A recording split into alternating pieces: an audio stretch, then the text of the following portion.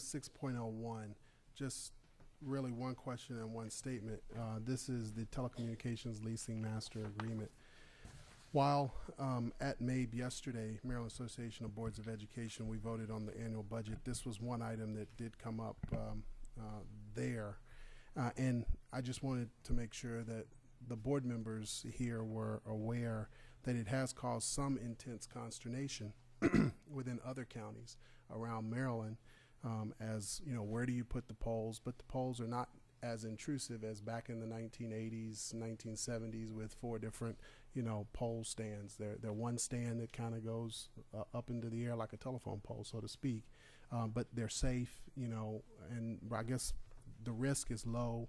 I guess the one question that I did want to, or 2 questions actually that I did want to ask is, we're going to make sure that these poles don't get erected in our recs and parks, in our athletic fields, those type of things. They'll be appropriately placed. I notice it'll be coming back to the board for each individual, location and agreement and that kind of a thing, which is good, so we can ensure that the community and the school and so forth is all happy with where a particular pole goes. So the second question then is for the $5 million that we're projecting in estimated revenue, how many tower sites is that roughly throughout Anne Arundel County?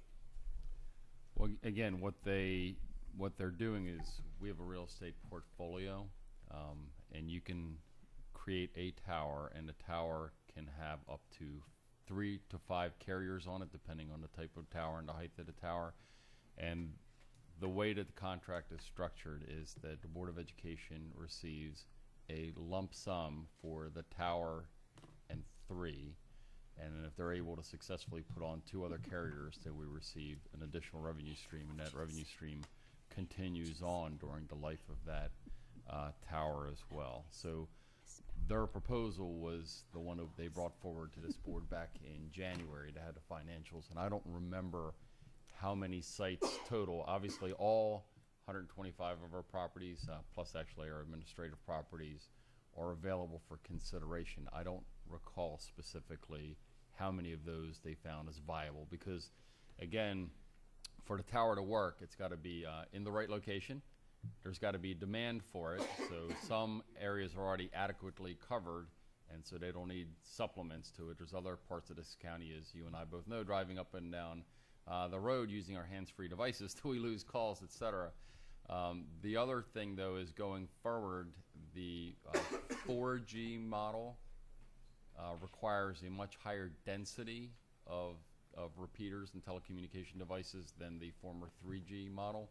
So even in those parts of the county that are today adequately served, going forward as the volume of data transmissions increases and the requirements for that density to increase, even some of the sites that are not viable today because they're adequately covered may be so in 4 to 5 years as telecommunications advances. So it's kind of hard to say. I forget the exact number, though. That was back in January. That's fine. Could you maybe just send me an email or something?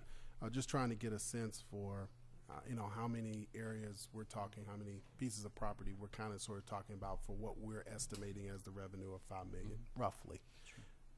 Understanding what you said, kind of with 3 will give you a poll with 3 carriers will give you 1, 2 more could be added, which could impact that number. Right. We can go back again. That was in January 24th when we met. It was part of the briefing packet for that exhibit item that the board voted on. So it'll be easy for me to get that for you. Thank you. Thank you, ma'am. Welcome, Mr. Webb. Thank you. Actually, my question was regarding 6.03. I was curious, is MedStar involved with our biomed program, signature program? Thank you. Just wanted to know that. Okay. Thank you. Seeing no further board comments, we have a motion on any public comment on this item.